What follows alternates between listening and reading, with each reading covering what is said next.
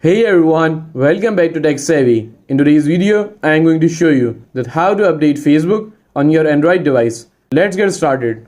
Okay, so the first step you have to do is to open up the Google Play Store on your phone. Now, tap on the search bar at the top of the screen and type in Facebook. Now, select the Facebook app from the search results. On the Facebook app page, you will see an update button if an update is available. If you don't see the update button and instead you see open, it means your app is already up to date. Tap on the update button to start downloading and installing the latest version of Facebook.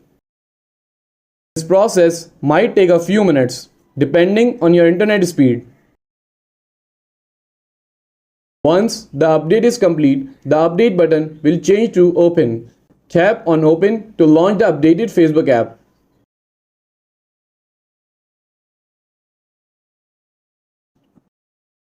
Tap on open to launch the updated Facebook app.